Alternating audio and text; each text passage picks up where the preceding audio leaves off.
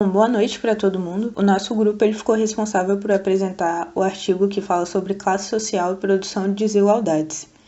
E esse artigo ele tem dois objetivos principais. Primeiro é analisar se a classe social é de fato relevante como marcador social. E o segundo objetivo é identificar como os alunos matriculados no curso de administração definem a classe.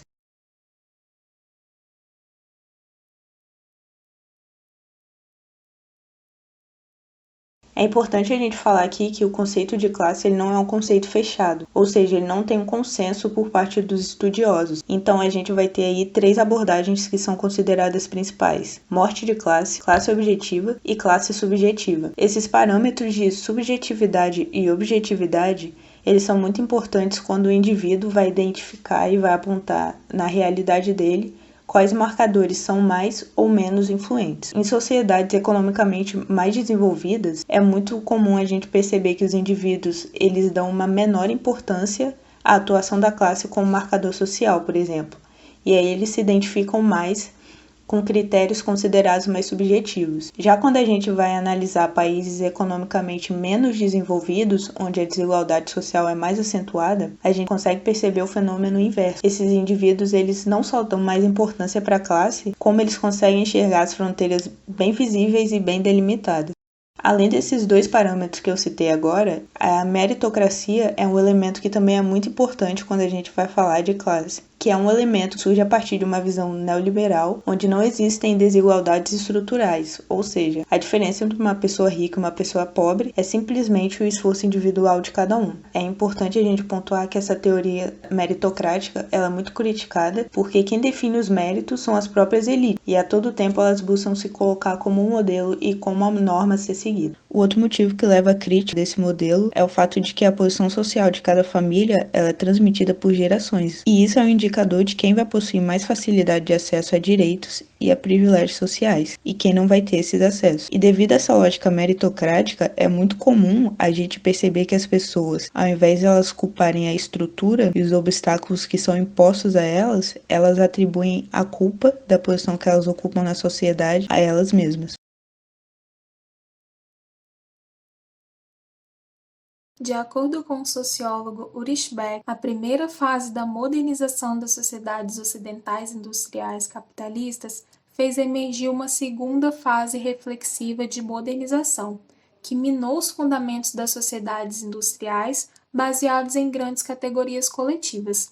Ou seja, ocorreu uma dissolução dessas categorias de classe e, em seu lugar, surgiu uma individualização das desigualdades sociais e do sujeito, constatando que as identidades de classe estão mortas. Esse evento fez com que, na modernidade reflexiva, também denominada de pós-modernidade, as pessoas sejam desincorporadas de seus compromissos coletivos, como classe, por exemplo, para em seguida serem incorporadas em formas pelas quais as pessoas devem individualmente produzir suas próprias vidas e histórias. Segundo Beck, as próprias instituições de welfare state nas sociedades industriais ocidentais favoreceram esse processo de individualização, através das mudanças na distribuição de renda, que contribuíram para a redução de desigualdades e acesso à educação. Portanto, na sociedade reflexiva, as fronteiras e delimitações coletivas de classe foram desaparecendo no ar, em favor da individualização do sujeito e de sua capacidade de agência individual.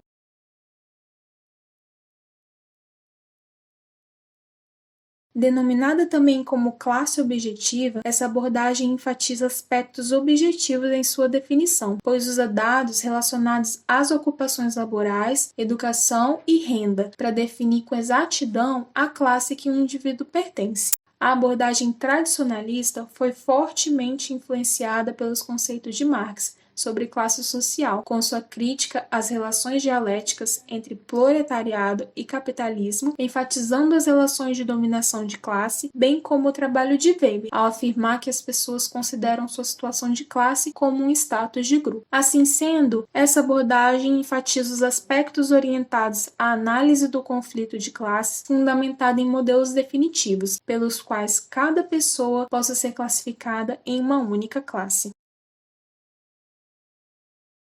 Para os culturalistas, classe é uma forma específica de estruturação das desigualdades sociais. Diferentemente do modelo tradicionalista causal, considerado determinístico e fundamentado no econômico, o culturalista defende uma ressignificação de classe social, buscando entender as interseccionalidades entre o aspecto econômico, os aspectos sociais e culturais. A abordagem cultural critica a crença dos objetivistas na existência prévia de identidades de classes coesas ou de grupos distintos bem delimitados, valorizando a diferenciação hierárquica individualizada, ao invés da diferenciação coletiva. Apesar dos indivíduos não mais se reconhecerem explicitamente em identidades de classe que representem grupos discretos, objetivos e distintos, o processo de classe existe e continua atuando na produção de hierarquias sociais e identidades. As pessoas se identificam em classes por meio de comparações relacionais com indivíduos de outras classes, mas esta comparação produz identidades coletivas fracas, ao invés de identificações coletivas de classes coesas e homogêneas. Esse processo de produção de identidades fragmentadas de classe é denominado de desidentificação, que é o falecimento do significado coletivo coeso de classe. Portanto, ao invés de classe significar um grupo econômico coletivamente coeso, objetivamente explícito e homogêneo, classe é entendida como cultural, individualizada, subjetiva, multifacetada e implícita. Classe é um conceito tão multifacetado que as pessoas, quando questionadas diretamente sobre sua classe social, interpretam o significado de classe de diferentes formas: estilo de vida, moradia, aspirações, educação, aristocracia, superioridade, respeito, recursos financeiros, demografia, vizinhança, tamanho de residência, atividade laboral exercida, consumo, propriedade e desigualdades. Desta forma, categoria de classes estão perdendo sua distinção em relação às outras categorias, e a estrutura de classe está cada vez mais fragmentada por múltiplas influências, fazendo com que, por exemplo, a classe trabalhadora perca sua coesão social e distinção. Portanto, ao invés de tratar classe como um aspecto objetivo, a abordagem cultural enfatiza as percepções individuais que o indivíduo tem de sua classe social, sendo considerada uma abordagem subjetiva.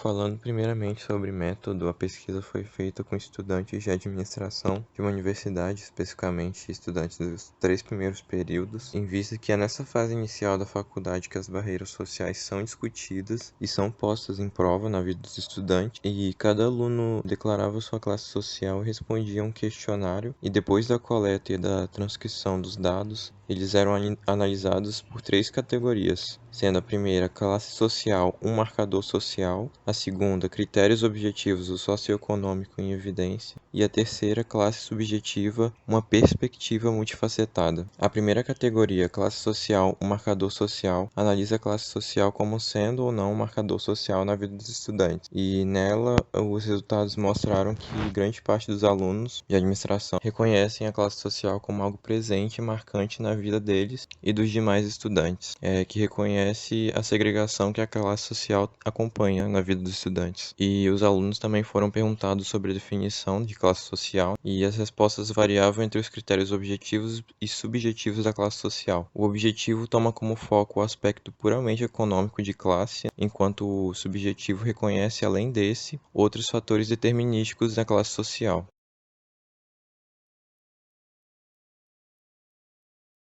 A classe objetiva utilizar elementos mensuráveis para definir e estabelecer as classes sociais existentes, levando em consideração renda, ocupação laboral, escolaridade, consumo, propriedades.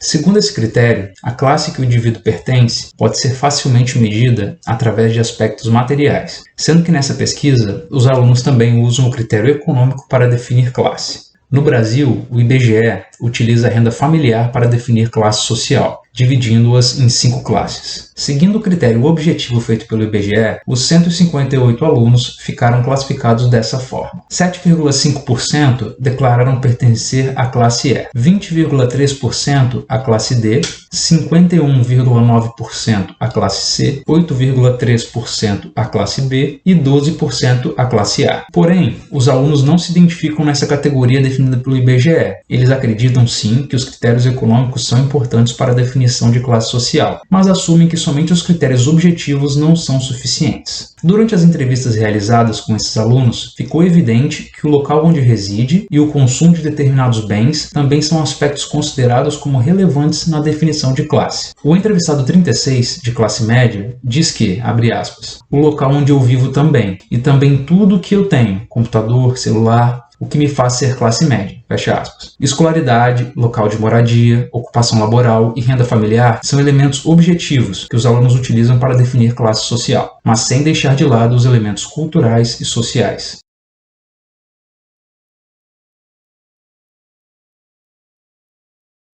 A ideia de classe subjetiva surge com o reconhecimento de que a identificação dos indivíduos a uma determinada classe é um processo complexo. Pessoas classificadas por critérios objetivos podem não se identificar e não se reconhecer na classe objetiva na qual estão inseridos. Isso ocorre porque a classificação objetiva não captura elementos culturais e sociais para além do âmbito econômico, demonstrando que a classe social é também um processo de diferenciação cultural e social e não um processo meramente econômico. Considerar a classe como subjetiva também não significa abandonar os aspectos objetivos e econômicos da definição de classe, mas representa que o fator econômico não deve ser considerado como elemento determinante na definição de classe, pois classe não é algo tão explícito e tão objetivo para os diferentes sujeitos de um determinado grupo. O artigo buscou então analisar a classe social como um marcador social no contexto brasileiro e como os alunos do curso de administração de uma universidade federal definem classe. A classe é um marcador que produz desigualdades sociais, econômicas, culturais e educacionais na sociedade brasileira, e essas desigualdades demonstram que o conceito de classe não morreu. Os alunos declararam ainda um processo de classe multifacetado e não determinado pelo fator econômico, definindo classe por meio de processos constantes de práticas sociais e aspectos econômicos, ressaltando a importância de microprocessos sociais que constituem classe no contexto brasileiro e afirmando critérios subjetivos nos processos de identificação de classe. Então, ao abordar essas questões sobre classe, o artigo promoveu o debate sobre o tema, demonstrando que a abordagem culturalista de classe é pouco explorada pelos estudos organizacionais brasileiros. Como o curso de administração vai formar gestores que serão responsáveis pelo desenvolvimento de políticas relacionadas à diversidade, entender como os alunos desse curso enxergam a classe social e a significam é essencial para que eles se capacitem como gestores e sejam sensibilizados para desenvolver essas práticas de desigualdade de classe no contexto do trabalho.